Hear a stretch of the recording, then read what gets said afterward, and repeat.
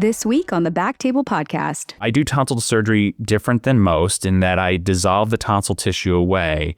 I don't use high thermal energy with electric cautery, so there's not that same referred injury potential. And I never get through the capsule where the larger blood vessels and nerve fibers sits.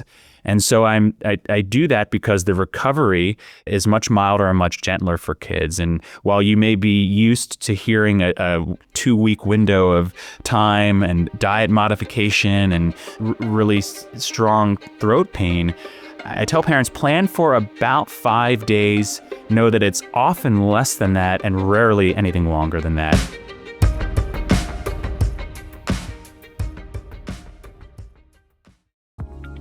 Smith+Nephew is committed to bringing innovative ENT solutions that elevate the standard of care and fit seamlessly into the OR or office settings, with products ranging from proprietary Coblation technology devices to the Tula system for in-office tympanostomy procedures and epistaxis solutions. Smith+Nephew's areas of focus in ENT include laryngeal adenotonsillectomy, turbinate reduction, epistaxis, and in-office tympanostomy. To learn more and access resources for both patients and physicians, visit mytonsils.com, or to learn more about the full ENT portfolio, visit smith-nephew.com. Products may not be available in all markets because product availability is subject to the regulatory and/or medical practices in individual markets. All right, we have Dr. Stephen Chorney. He's a pediatric otolaryngologist at the University of Texas Southwestern Medical Center, practicing at Children's Health in Dallas. I got to know Stephen because I had the privilege of being Stephen's partner for a few years while I was there, and he is brilliant and thoughtful, and he is here to talk to us about Coblation intracapsular tonsillectomy. Welcome to this show, Stephen. How are you?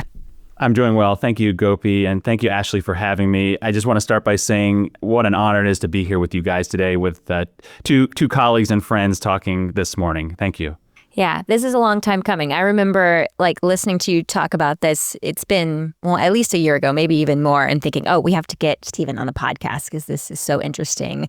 And so I'm glad that we finally got it on the calendar, and this is going to be really exciting to dive into today. So before we get into it, though, Stephen, you want to tell us a little bit about yourself and your practice?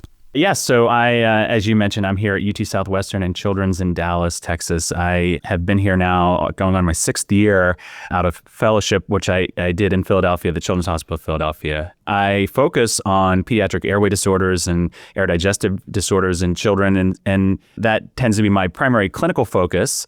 But of course, I have also taken an interest and an intent focus on intracapsular tonsillectomy, which of course we're talking about today.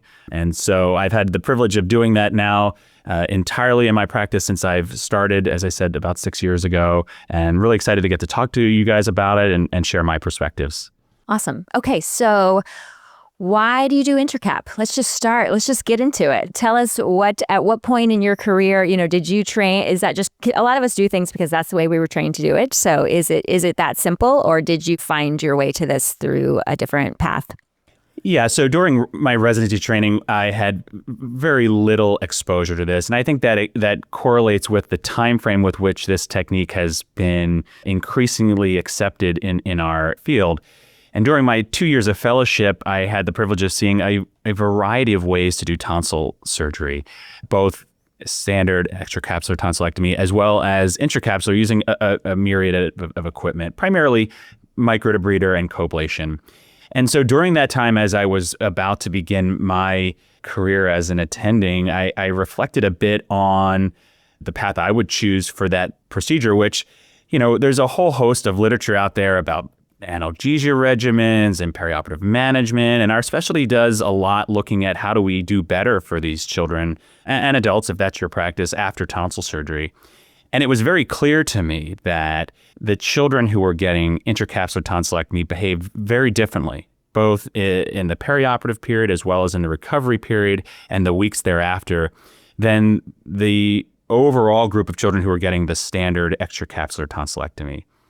And it was with that I started to look a little bit more at the literature. And as I said, during the last 15 to 20 years, that's where we've started to have a revival in this technique in our specialty. And as I mentioned, was about to start my practice, I said, this is the only way I'm going to perform this procedure. I'm going to make it a part of my practice and really advocate for it here locally, because it was obvious to me that not only was the subjective differences in the recovery for these children improved, but objectively in the literature, we were echoing that in the manuscripts and evidence that was coming out. And we have a lot of really great data, and we can talk about that here today, that supports using this approach in tonsil surgery. That's what I, to be honest with you, Stephen, admired about you when you first came on to Children's. And, for me, I did get intracap exposure in the 2008s, 9s, 10s at DuPont in Delaware. But when I came for fellowship at UT in Dallas, we were doing mostly extracap. And so I was like, well, this is the way the group does it. You know what I mean? So to be able to have the insight and really be reflective on, hey, these kids actually do better this way, or this is what I've seen and what I'm gaining in, from what I'm reading. And then to come to a group of 10 or 13, whatever it was at the time, and be the one person that does it a little bit differently, I think that's kudos, and that takes a lot. Did you get any pushback or anything like that? Is that something you had to be like, Dr. Mitchell, I plan to do all my tonsils intracap, and or was it like, no, it's there and you're thoughtful about it. Do how you want to do it. It's very interesting. You mentioned Dr. Ron Mitchell, who is, of course, our division chief here, and he is well regarded in the tonsillectomy world, as you well know.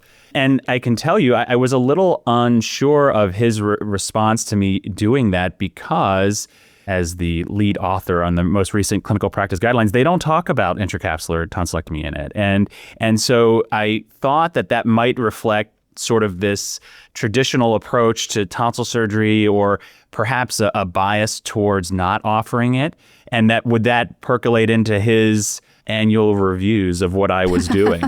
But it was actually quite the opposite. In fact, I can tell you that he had a tremendous amount of interest himself in learning about this approach, and recognized many of the same outcome benefits that we were seeing in the literature too. So it's with that support that allowed me to be in a group that was, as you mentioned, a large division, and feel like I could do this and have the support and backing of my colleagues, versus feeling as if I was an outlier or doing something that I shouldn't be doing, if that makes sense. Yeah. Yeah. Do you find that more of your partners have taken on this practice as their primary choice of technique, or at least more open to it?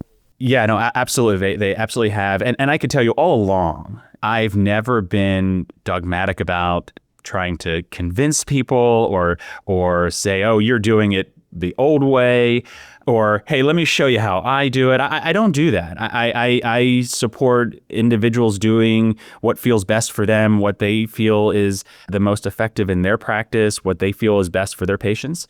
So none of it came from this, hey, let's have a one-on-one about why you're not doing it the right way.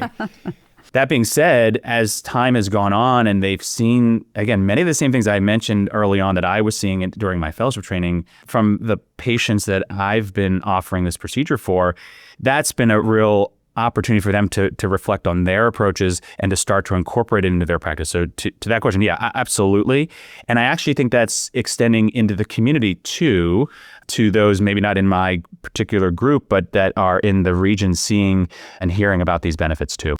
And so as far as patient selection process, do you do intracap on everybody? Does the indication matter as it relates to either if we're talking about snoring, OSA type of kids versus the recurrent tonsillitis kids or kids who've had a PTA or something like that? Does that matter for you? No, I do intracapsular on 100% of my tonsillectomies. Now, I will tell you, when I first started, there were a couple of cases of these unique infectious indications like pandas or PFAPA where I paused and I thought, well, maybe I should just go ahead and do a standard tonsillectomy. And I did probably 2 or 3 of those early on, and I stopped. I do intracapsular for those 2. Now, in those circumstances, or in the children who perhaps we want a tissue biopsy for because I was going to ask you. Yeah, so I still do send tissue samples. I'll take just a pair of tenotomy scissors and biopsy off a piece of the tonsil and send it off for path. But I'll complete the procedure using the standard intracapsular approach that I use all the time.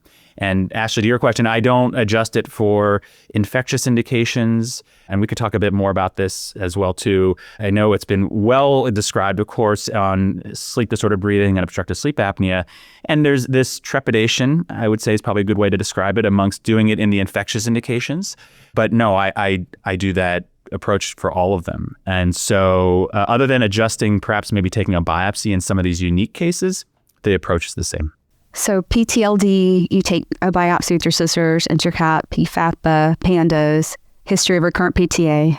Remind me, what's PTLD for the non-PD ENT? Yeah, there are kids that, there are kids who have a history of immunosuppression, and maybe they're a transplant patient. And if they have either a PET scan that might light up, or they're getting a tonsillectomy for sleep disorder breathing, let's say, you are either often engaged by their transplant team, or you sort of recognize yourself that it's valuable to send a piece of that lymph tissue off to ensure that you're not missing that entity. It's rare, there's no doubt about it. And in certain practices, you may never encounter a child who has that or has an indication for that. But that's why you do it, is in those circumstances. Yeah, usually post-transplant patients. Okay, that's the PT is post-transplant.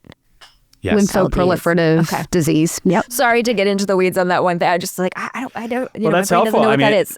Yeah, no, it's helpful to sort of kick all the tires, so to speak, on doing this approach. And the thought for your willingness to do it on the kids where it's an infectious source is that you're removing all the tonsil tissue. You're just leaving the capsule of the tonsil. So you feel confident that you're not leaving areas of infection. Is that kind of the thought? It is. So one thing that might be helpful is when we think about tonsil surgery in general, if the goal of the procedure is to remove every last cell of the palatine tonsils, then I would concede that the intracapsular approaches almost always fall short of a standard tonsillectomy. And I use that really precisely in that not every total tonsillectomy removes every cell of the palatine tonsils. Okay.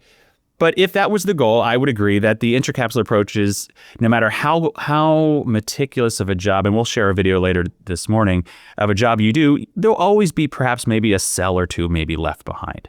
But if the goal is to treat sleep disordered breathing, or to resolve obstructive sleep apnea, or to reduce the severity and frequency and duration of these infections, then there's no doubt, and the literature supports this, there's no doubt that the intracapsular approach achieves that goal at the same rate as our traditional approaches, but does so with the added advantage of an improved recovery.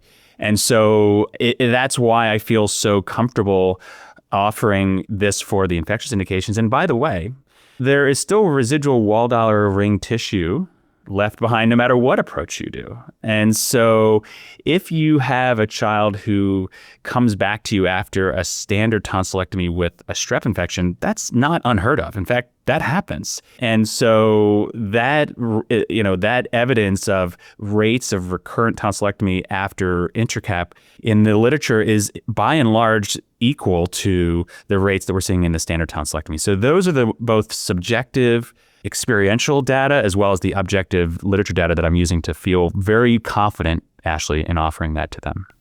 What about your kids that come in for halitosis and stones and things like that? Are you able to get all the stones and the crypts and that kind of stuff out with the intracap? Yeah, absolutely. One of the things that being the primary indication for tonsillectomy for me tends to be a very, very small subset. When we think about this approach traditionally, many would have left, and Gopi, you had trained with the Microdebrider. There is a potential for leaving a bit of the tonsil tissue behind, depending on either your comfort level or the equipment you're using. And so if you don't get to the bottom of those or clear those crypts, so to speak, as you just alluded to, there is perhaps potential that you could have retained debris like the stones left behind or could reaccumulate afterwards. But one of the advantages I think really with the Coblator, and we'll share that here in a little bit with the videos, is the ability to really clear all those crypts. And so you're getting to the bottom of where those stones would lie or the debris would be. And you're not leaving behind a huge bulk of tonsil tissue that was really reflective of how this procedure evolved hundreds of years ago, right? I mean, they would really just lop off the level to the level of the pillars. And look, there are some still doing something like that. And that may be effective in reducing the sleep disorder breathing symptoms, but you are leaving a bit of the tonsil behind where the burden of things like, let's say, tonsillitis could remain. And so the goal here is not a tonsillotomy, but really a near total tonsillectomy or subtotal tonsillectomy. That's an important point, and that's why you use this also in your recurrent PTAs then.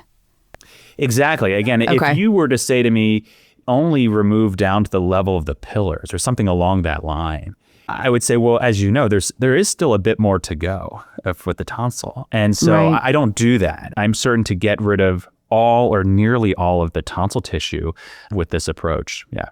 And so it sounds like you're doing this. This is your technique that you're doing for everyone, essentially. And so, do you have when you're counseling families about it, do you talk differently about it because your technique is slightly different than what your partners do? Is that important to how does that conversation go? Yeah, I do incorporate the conversation, particularly when it's either asked of me by the family, or there's a level of trepidation or uncertainty about tonsil surgery. So in other words, there's going to be a number of patients who come in or families that come in and say, hey, my neighbor's child had this procedure a couple of months ago, and it was a really rough recovery. I know that you're telling me, that this is in the best interest, let's say, for their sleep and breathing quality at night, but I'm really worried about what it looks like for them in the days to weeks afterwards. And it's at that moment that I'll say the following, which is, well, I do tonsil surgery different than most in that I dissolve the tonsil tissue away. I don't use high thermal energy with electric cautery, so there's not that same referred injury potential. And I never get through the capsule where the larger blood vessels and nerve fibers sits. And so I do that because the recovery is much milder and much gentler for kids. And while you may be used to hearing a 2-week window of time and diet modification and really strong throat pain, I tell parents, plan for about 5 days. Know that it's often less than that and rarely anything longer than that, and that they can eat or drink anything that they'd like. And Tylenol, ibuprofen for pain control takes care of essentially all of the pain for these children. And when you say that to them, a lot of the times the angst and uneasiness with which they're thinking about this procedure subsides. And then it allows them to feel a little bit more comfortable putting their child or their loved one through a procedure that they would have perhaps otherwise been a bit more worried about. And so yeah, I do talk about it that way. But, to be honest, there are a good number of patients and patients' families who come in and they already know they need a tonsil removal or tonsillectomy, adenoidectomy. When I ask what questions can I answer, they know. They don't need a full detail on how I'm setting up the Coblator and what equipment I'm using, but others do. And I'm always happy to explain when they say, well, what do you mean you dissolve? And I explain a little bit about what Coblation does and how that sort of works in layman's terms. But it's really gauged to how much they want to know and how much they are perhaps maybe uncertain about proceeding when it's in the best interest for the child. Do you routinely bring up potential regrowth rates or anything like that in your counseling of risks and benefits for intracap?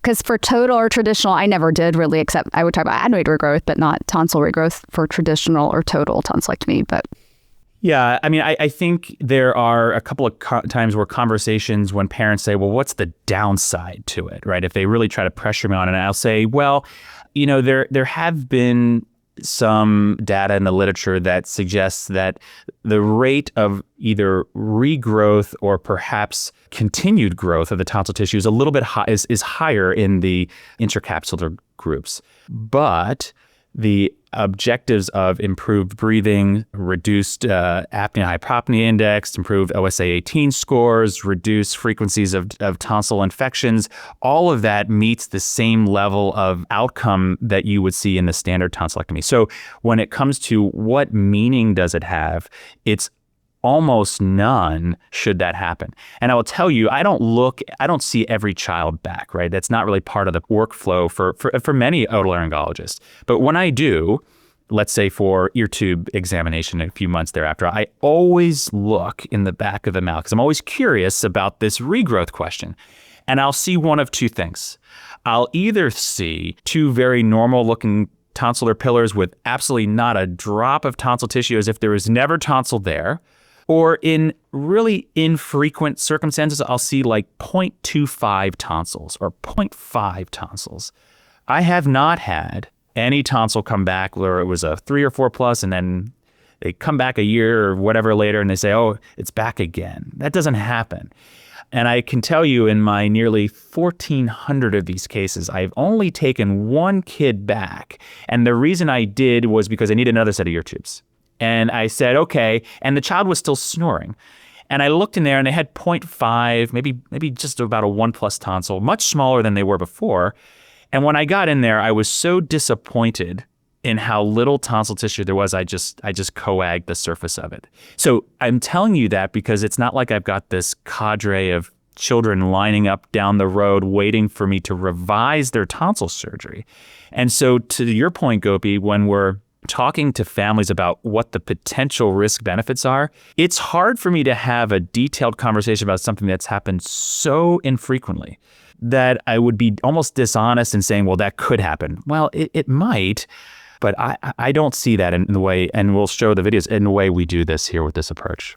Yeah, I feel like I'll bring it up, but I always say the significance of if we see a 0.5 or, 0.25, whatever, a little bit of a frond that's left or kind of may come back a little bit, we really don't know. That may not mean anything. And we don't have, I don't know, correct me if I'm wrong, I don't know the numbers well, but I don't think we have a lot of good data on what is the percentage. I mean, you just said 1 in 1,400 that you might have gone back for, that you know of to have to go back to shave it down a little bit.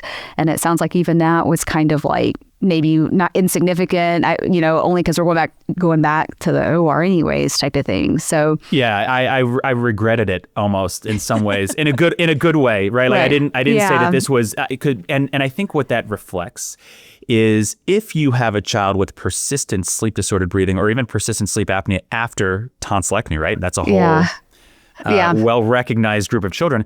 Is it because there's a 0.5 tonsil there? Or is there something else going on, right? Do you consider a sleep endoscopy? Is there some nasal process that's going on, allergies, right? So, I think we want to easily blame whatever residual tonsil tissue may be there, although I'd say most of the time it's not. But that might not actually answer the dilemma, which is ongoing sleep disordered breathing from perhaps another etiology, Right.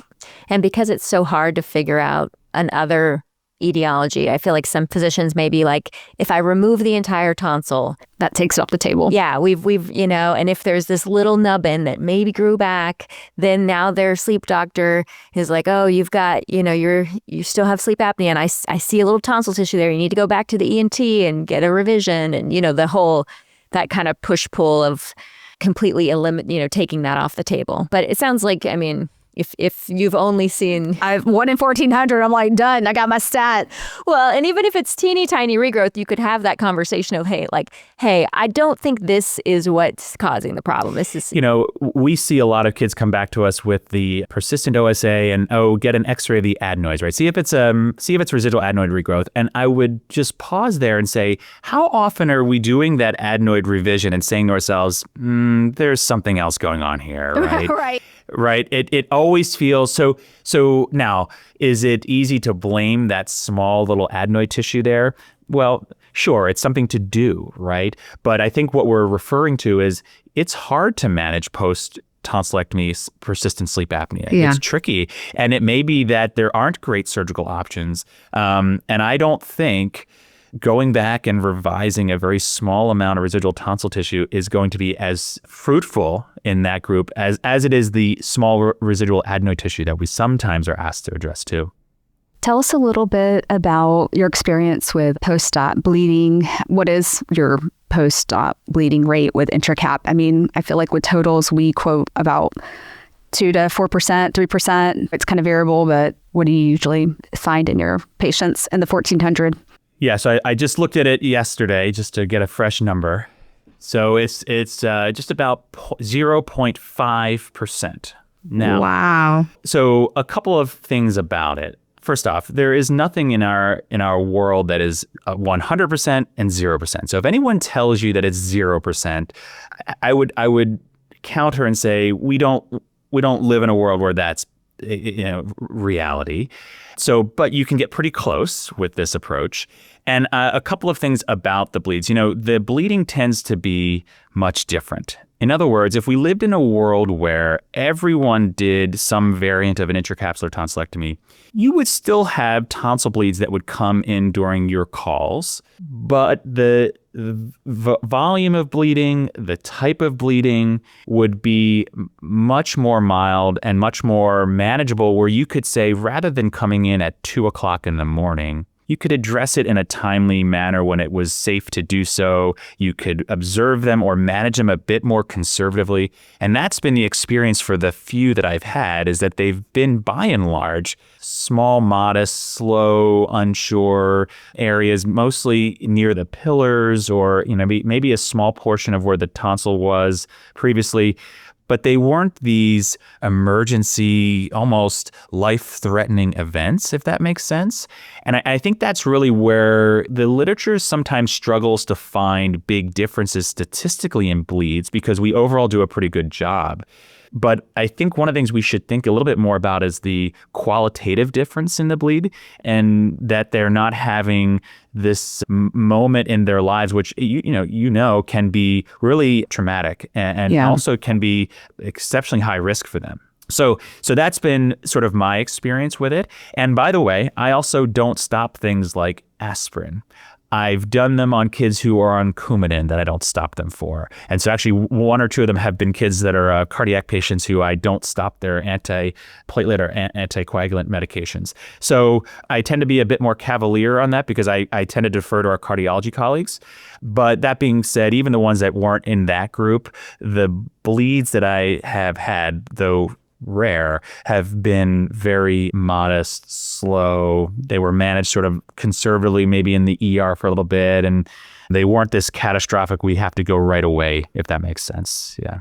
Yeah. Can you unpack that management a little bit? So it sounds like it's not like you're posting these for the OR and taking them in the middle of the night to go cauterize whatever's bleeding. You do like ice water gargles or TXA, or what's your is there an ER protocol that you guys have in place for all your post-op bleeds? TXA tends to be one, the inhaled TXA tends to be one that's used.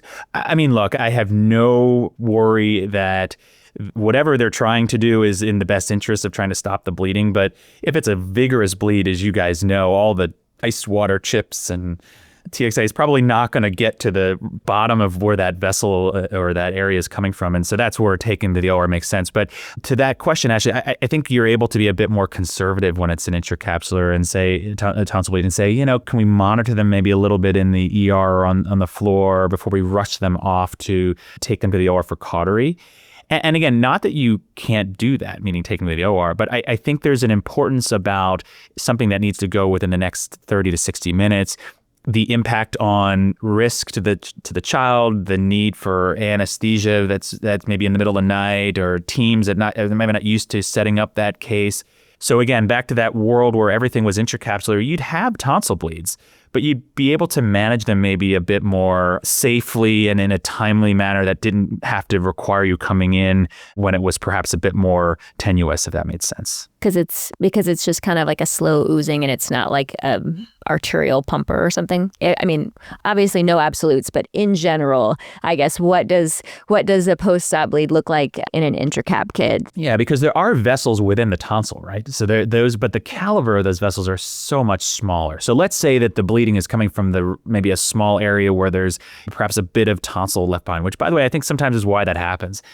Well, that vessel is so small compared to the vessels that sit just beyond the pillar or in the parapharyngeal space that the bleeding is just sort of slow and unimpressive when they come in. It's not these stories of kids, at least so far, and I'm happy to be wrong on this, but they don't come in having an active hemorrhage and got the bag that they're throwing up in, or maybe they're needing to be thinking about transfusion afterwards because of the volume. The volume just tends to be smaller too. And I think that's an important thing, because when a child or a patient goes through a tonsil bleed, that's a big moment for them. They don't forget that, and nor do the family members who are part of that too. So I think many of us sort of internalize those events when they happen to our patients sometimes, and it's nice to sort of not think about that and not have to worry about that with any regularity. 2 questions for you. Going back to the aspirin and Coumadin kids, have you noticed that they have a higher chance for bleeding compared to your kids that aren't on it for your Intracap? Are you? Yes. Yes. Okay. Yeah.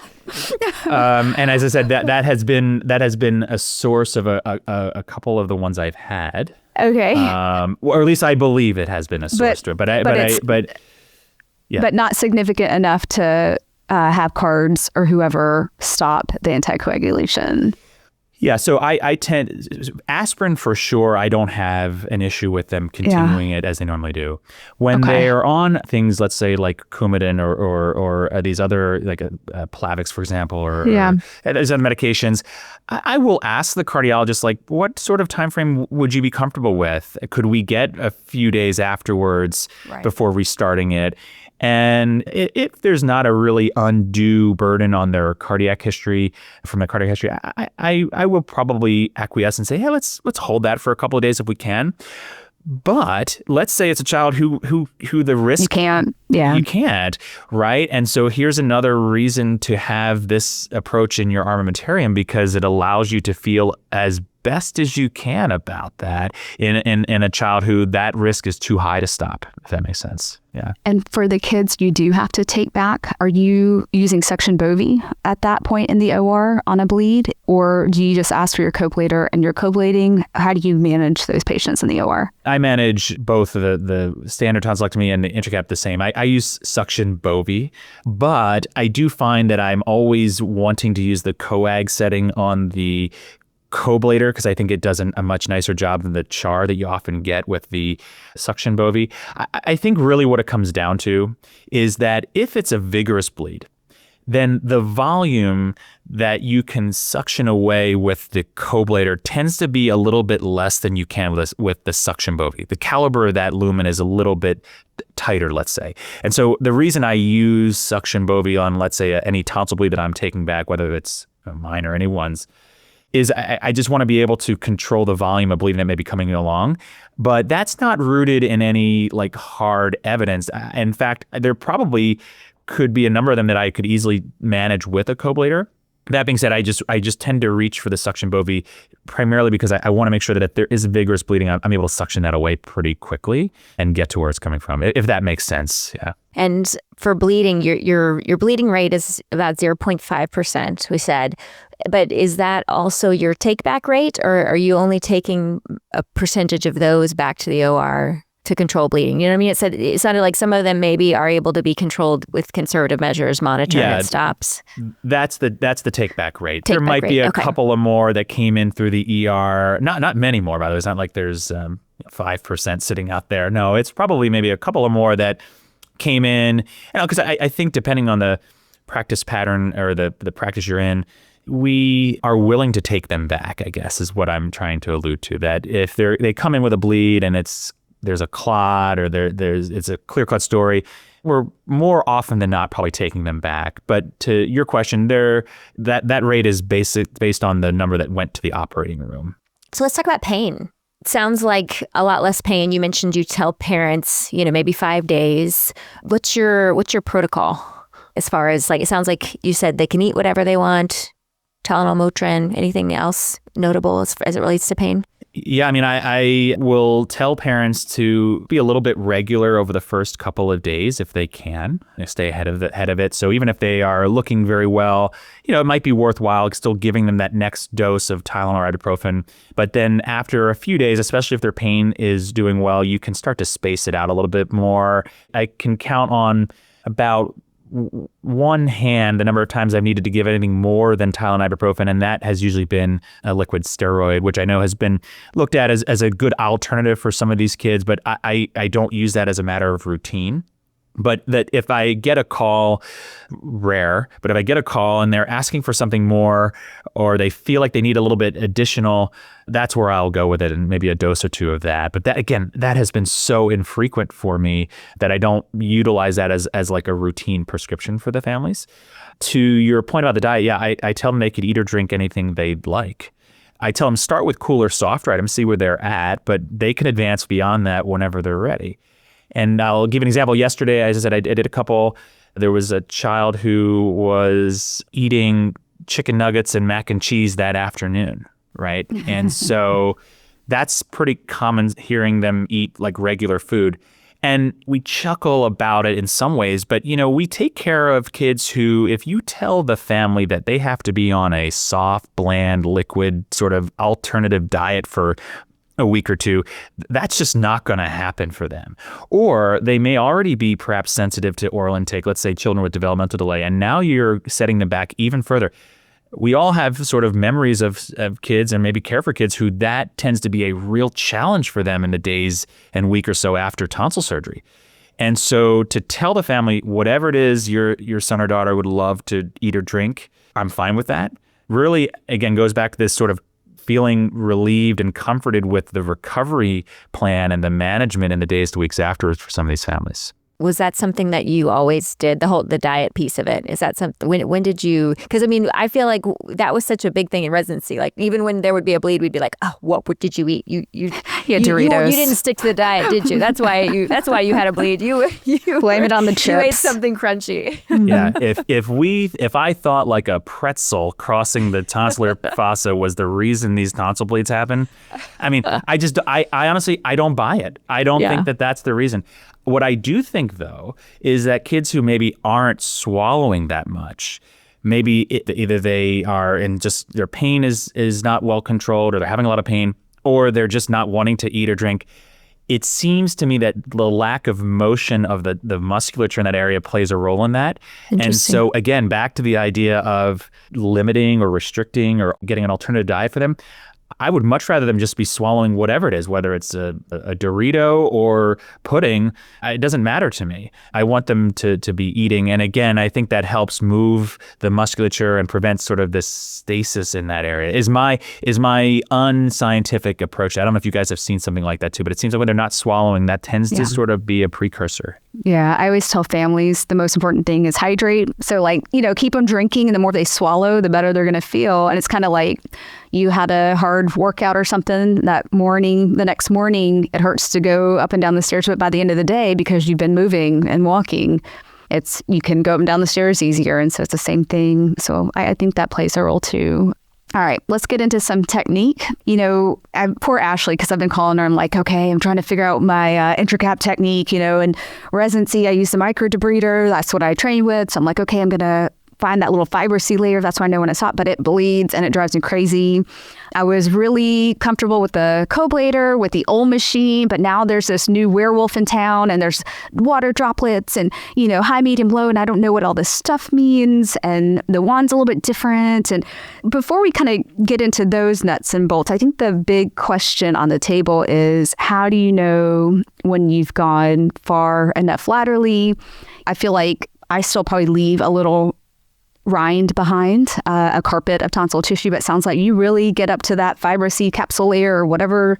So how do you know? Yeah, I think it's really a feel thing, meaning you feel it, the tissue feels differently when you're palpating it with the wand, or whether or with the Microdebrider wand as well.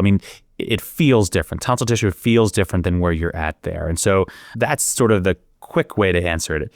There's also some visual cues, and we can show that in a little bit with the video, some visual cues about what it looks like, whether you're still on tonsil tissue or there's still a decent amount of tonsil tissue left behind.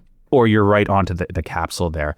I do think it's, in many kids and even young adults, it's actually harder than we think to get through the capsule. So you have the ability to go down pretty close and right onto it, actually, with not worrying that all of a sudden you'll be in a danger zone for those kids. So I think you have a bit more leeway than we may give ourselves credit. But maybe a good way to also answer it too is, we compare like Microdebrider to the Coblator. And by the way, I would say that the literature has supported that the differences between these two, at least so far, on most of the metrics are equal between those two. I don't think there's been any yet that says one is better than the other. Intracap, though, regardless of what you're using compared to extracap, I think we've gotten good data on that. There's really very little question on that end. But where I do think the Coblator excels is twofold. One, the bleeding, which you just referred to, Gopi. When you're chopping away that tonsil, they do bleed, and so there's a bleeding challenge, and probably that plays a role in when you say, okay, I got to get the suction bovie out now, and how far lateral, right? And how far lateral I'm going to go. Because if I'm like bleeding, I'm like, well, I'm going to leave that spot alone. Or I feel like I need to go a little more lateral. Now I have this one spot that keeps bleeding. I'm like, did I violate the capsule, right? Like I don't feel like with a microdebrider, I'm always frustrated about something with bleeding. Yeah. And so I think that plays a role in either leaving too much behind or this fear of going too far. Whereas with the Coblator, you're able to do all of that removal in a way where you're seeing the tissue and you're seeing the planes a bit better, right? There isn't this blood-filled area that you're unsure of. Is that still tissue? Is that the capsule? Is that a blood clot that developed there?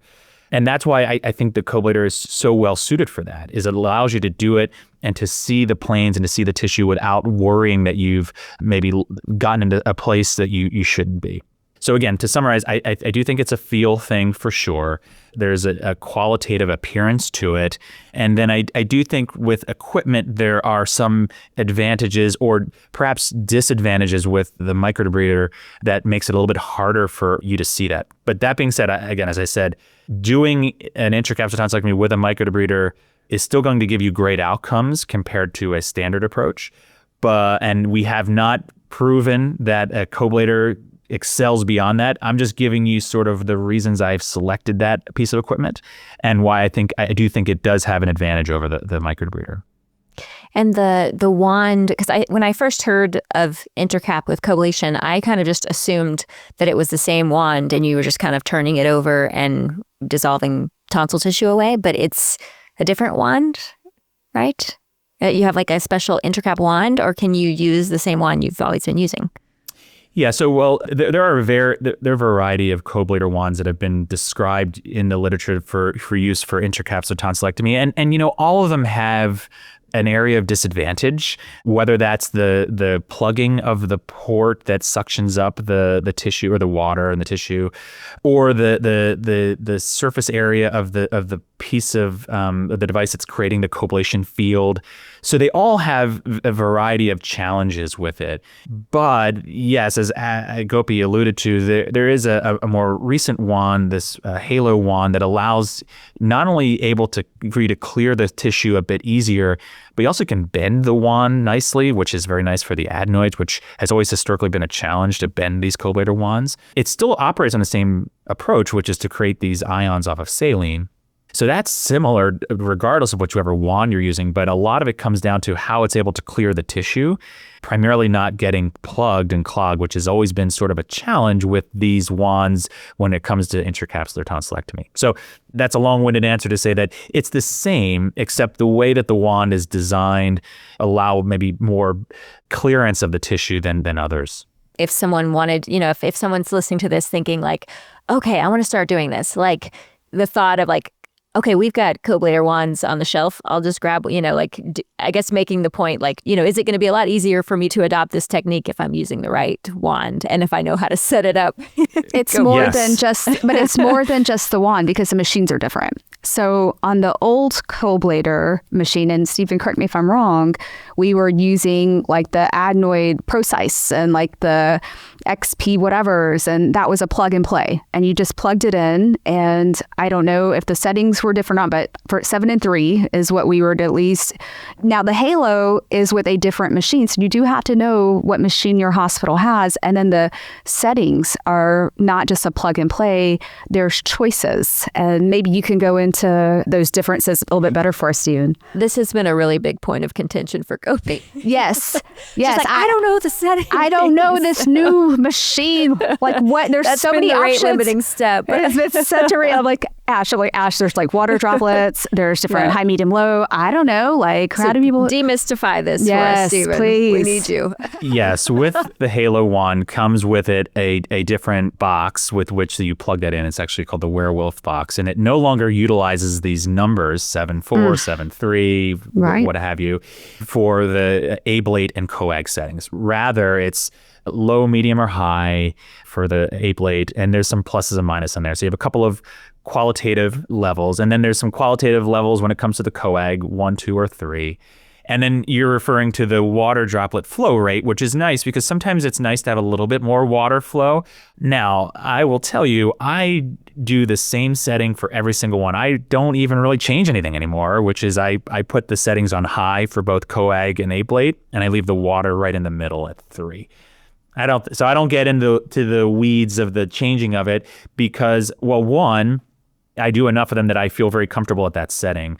And so I want to know that I can clear the tonsil with ablate as quickly as I can with the highest setting. But many may want to start on a lower setting to feel that they're not going to risk ablating away too quickly. And that's very reasonable. But at some point, if you do enough of them, you get to a steady state where you're comfortable just being at the highest setting and going that way. So that's the 7 and 4 of this new box, if that makes sense. But Thank you. I needed a translation for this. Yeah, but I think you're right. If you were to pull just a random Coblator wand from the shelf, it is important to sort of know what that wand is, how it's set up, what the settings are, because I can tell you that Halo wand works very well for this approach. I have no interest in going back to any other wand. I wouldn't really want to use it. This works the best for intracap, but there are many that will use a Coblator wand for extracap tonsillectomy. And those tend to be not as good for intracap, if that makes sense. Yeah, that's helpful. Okay, let's look at some cases. You've got some video for us to show what this looks like first. So for those of you who are listening, when you get a chance, go watch the video podcast version so you can see these videos. Okay, Stephen, talk us through what we're seeing. Okay, so this is the right tonsil. It'll come into focus here in a second. So the goal here is steady movements, opening a wide area on the tonsil. You're seeing essentially no blood, right, to that point earlier, Gopi. I'm using a herd retractor to protect the pillars. I'm not grabbing any of the tonsil tissue. I'm opening up the entirety of that space, and you're seeing it's dissolving away very nicely, right? Periodically, I'll come in and suction out any of the saline that might be collecting at the bottom. It helps me see the posterior pillar well. But this is in real time. This is sort of how quickly, this is a very large tonsil for this young kid, how quickly this dissolves away, right? And so that just gives you a sense of where it starts.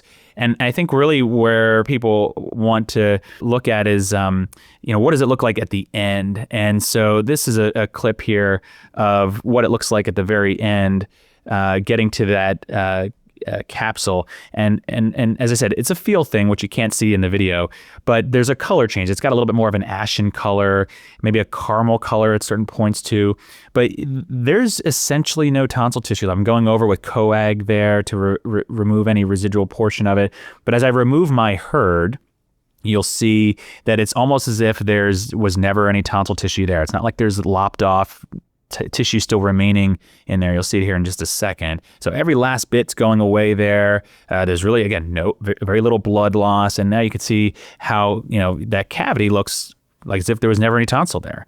And that's that color. It's sort of like a gray ashen color that it looks like there for for this. So I don't know if I could highlight anything else there, but that's sort of what it looks like at the very end for them. As you go more lateral and you get to that gray ashen color, are you on ablate or coag? I do go over often the fossa with coag. I think that's nice because you can get rid of some small little cells of tonsil tissue. It's a very nice way to do that. But I do ablate right up to that capsule. But any small area, I'll coag it, and that'll sort of shrink down, much like when you do like an adenoidectomy with coag of the suction bovie, that sort of way that it shrinks down. So too will that happen with this. And again, it's not a large amount of tissue. It's a small little cell here or there that you're using coag. And I usually go over the bulk of the fossa with that.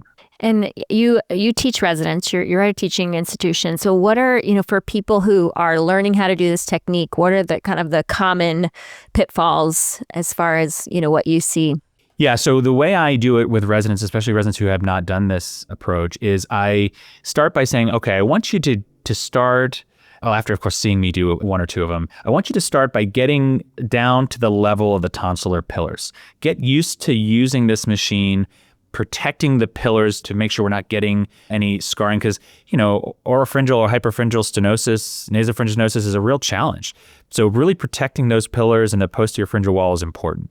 But do so by just getting used to what this tissue will do as you go across it, and just get down to the level of the pillars.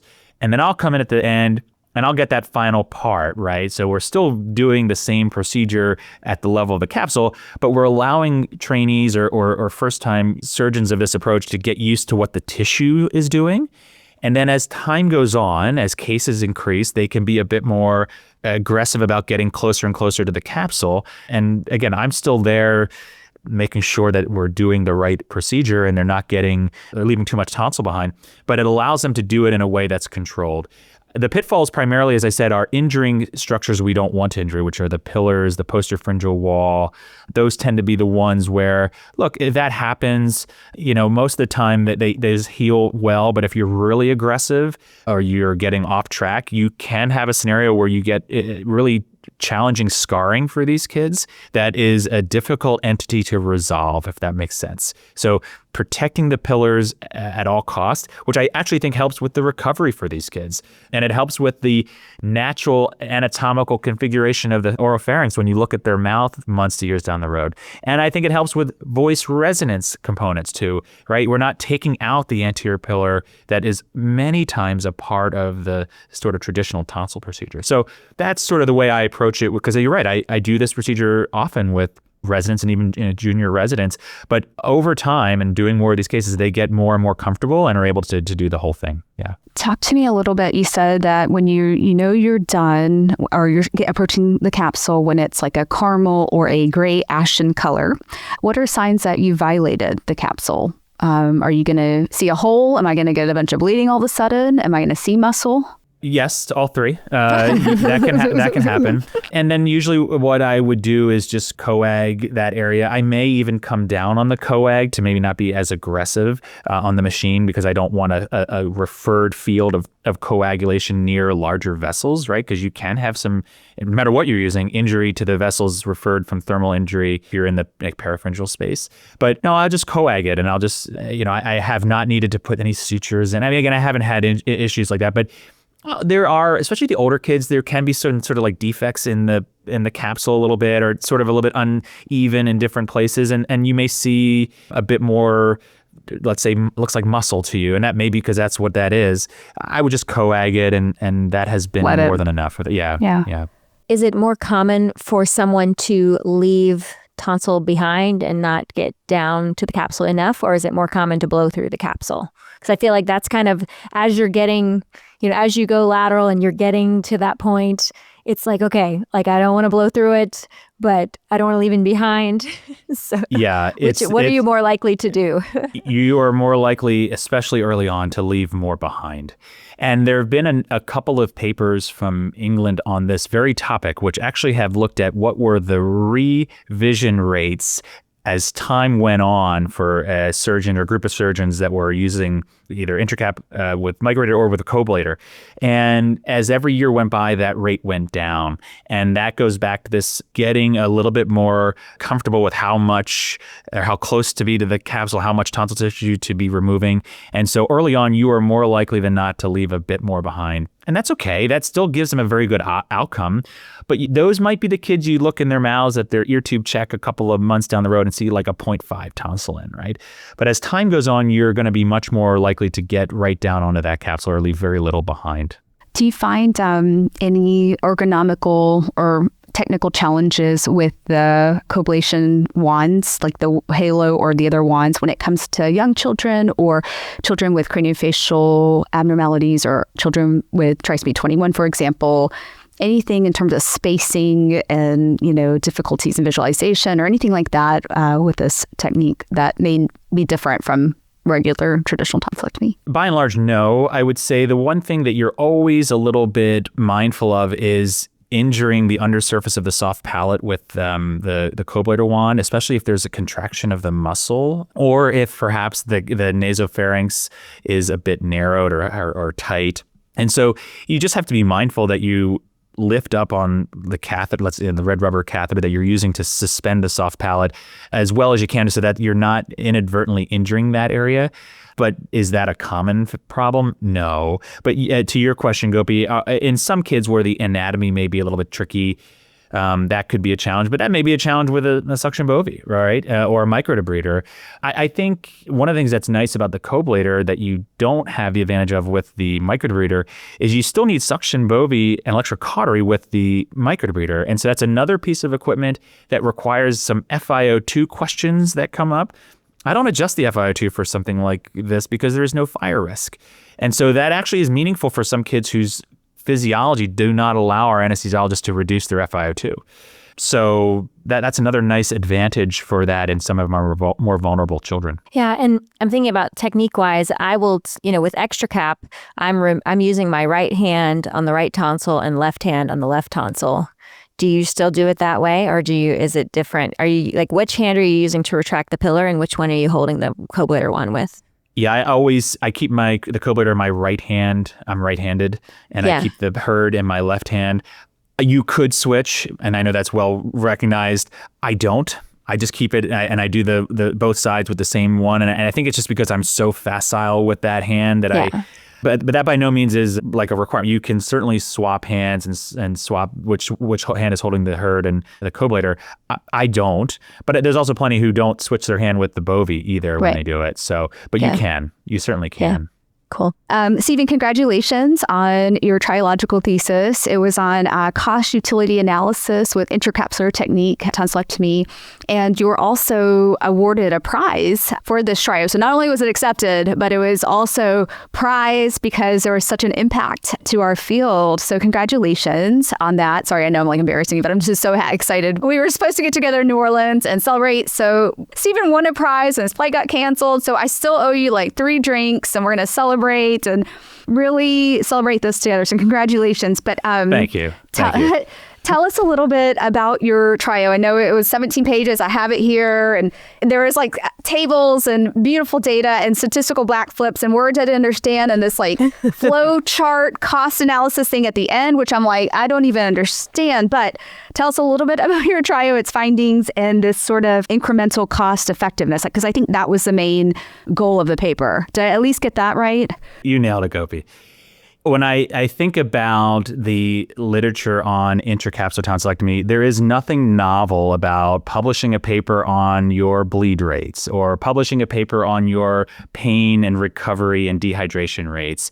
That has been explored thoroughly in the literature for a number of years. But as we start to think more broadly about the increased utilization of this approach, one of the things that comes to mind is what is the cost effectiveness of an alternative option to what has been the traditional extracapsular approach. And I will tell you, there's been a couple of papers that were written in the last 5 to 10 years that have tried to look at that, but they've used estimated data or pooled rates And they didn't use actual costs, they used estimated costs of things.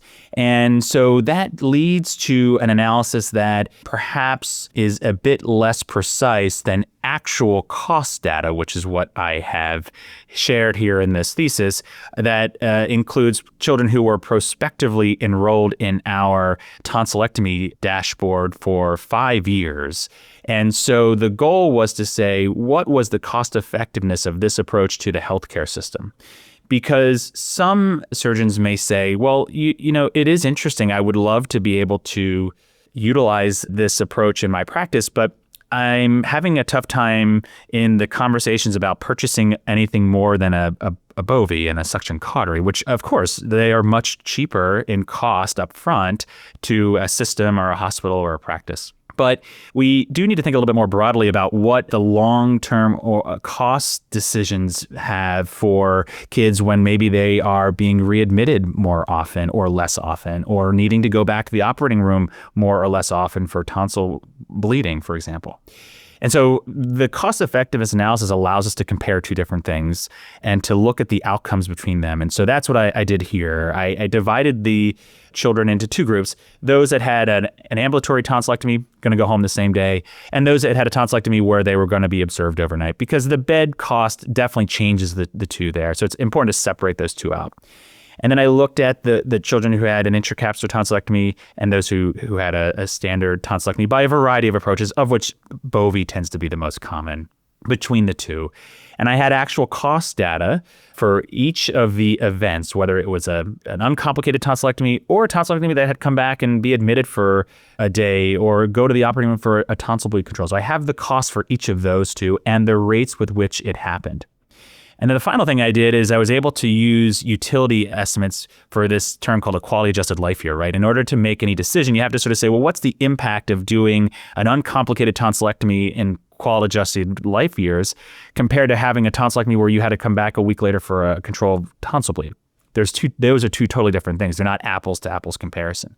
And so there have been some studies that looked at what those quality estimates are, and I adapted them and maybe made a few adjustments because I think a bleed is a big deal for kids and for patients. So anyway, that's the sort of nuts and bolts I used to create the table and the analysis that you shared there. And the ultimate finding was in the ambulatory cases, each intracapsular tonsillectomy had a cost savings of about $700.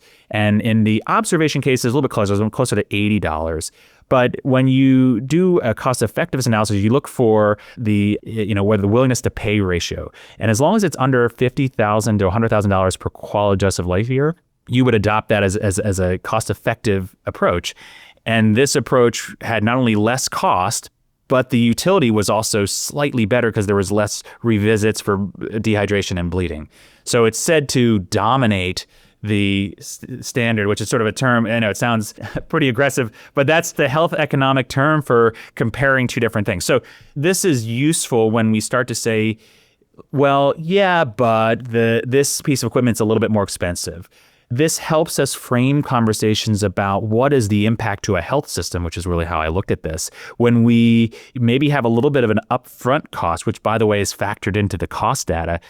What does that do for the long term when it comes to the system? And the final part I will say is I then did a sensitivity analysis, say, well, what if we started to have a couple of revision cases in there? What would it take to shift that dominance away from the intracapsular? How many would you have to say, well, yeah, this is good, but you've got too many revisions that are going to make this cost not cost effective in the long run? And you would need about 14.5% of your cases going back to the operating room for another tonsillectomy in your observation cases, and about 1% in the ambulatory, and about 1% in the observation cases. So for perspective, I would have needed about 50 to 60 kids in my series alone that I took back to shift that number. So that tells you that it's not just on the margin, like it's very, very close.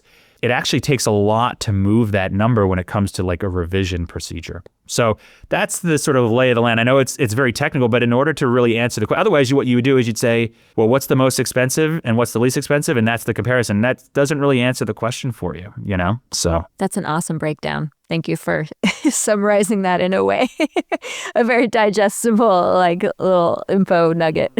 So Intracap dominates extracap in ambulatory and observation groups, both. Can you use a dominating word, the statistical? I saw that in the abstract and I was like, what a conclusion. I'm like, man, but I didn't realize what the significance of the... Well, I selected it very strategically. That is the term for it. It does more so in the ambulatory cases. It does less so in the observation cases. And you can imagine because the bed requirement, right, it does make it a little bit closer, but it still does. It's still a savings. And if you do hundreds of them a year, your system does thousands of them a year. As a health system, I think this is important information to think about. And I will say, I'm not sharing this because I say everybody has to do Intracap, but I think these are important data points to share when it comes to weighing what role does perhaps purchasing different equipment or integrating this into your practice play when it comes to the system as a whole? And that was the goal here. It wasn't just to share another bleed rate, although I do have that information in there. I do have information on sleep apnea outcomes and calls and readmission. All that's in there. Those are secondary, tertiary objectives. The primary objective was to say what was the cost effectiveness of it. So yeah, so this has been an amazing conversation. Thank you so much for taking the time. We've kind of made the point that Intracap has lower bleed rates, less pain. It's cost effective. I guess, one final question that might be kind of lingering in listeners' heads is like, I've got to learn a new technique now. How long is this? How much is this going to slow me down while I try to learn this? So what would you say to your partners who are out there who are like, my bleed rate's not that bad. My kids do fine. I'm quick. I'm an old dog. I don't want to learn new tricks. Like what? I'm an old dog, Ash. She knows it too. She knows it. When families or other staff, let's say in the operating room, ask me, well, why is it that not more of your colleagues or people in the country are doing this?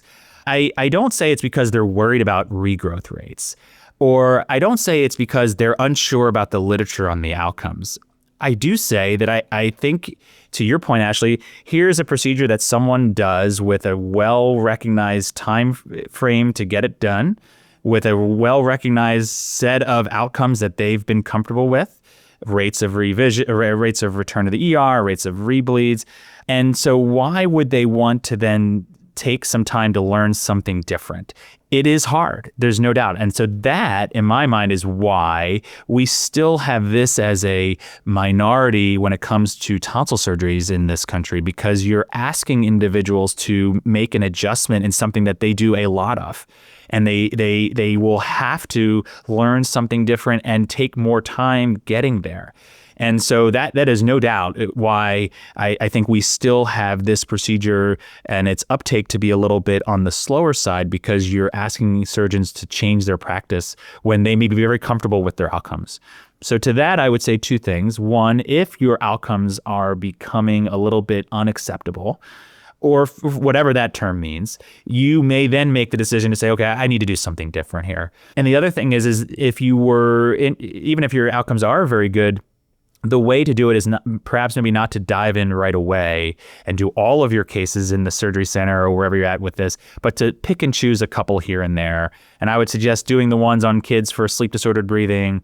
Maybe they're 2 to 3 plus, not 4 plus, but not for infectious reasons, but for the snoring and sleep disordered breathing, and integrate a couple of them at each time. And each time you may do an additional 1 or 2, and then by the end of, I don't want to put a time frame on it, but when it's right for you, you'll be doing nearly all or all of them with that. But I think you do have to maybe be strategic, because you're right. We live in a world where it's really hard to now say, take your 10-minute tonsillectomy and it take you 30 to 40 minutes.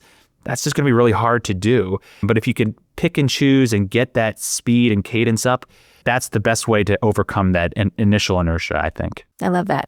I think for me, and Gopi and I have talked about this a lot over the last couple of years of switching and how do you do it and how are you, but I think for me, in hearing the case for it as it relates to like bleeding and pain and being a mom, I think, okay, what would I pick if it were my kid?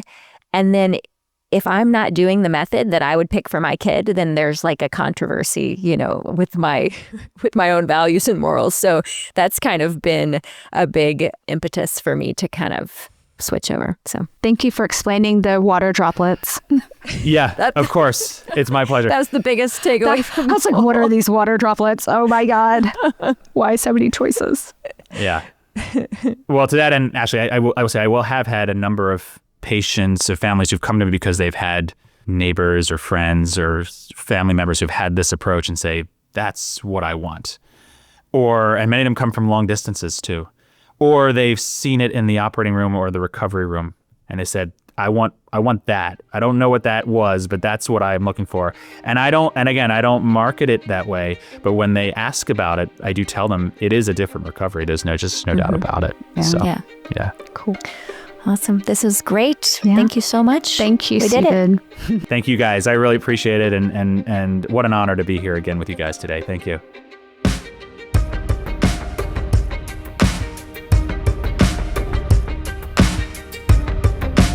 Thank you so much for listening.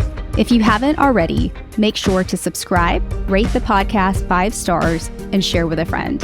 If you have any questions or comments, direct message us at _BackTable ENT on Instagram, LinkedIn, or Twitter.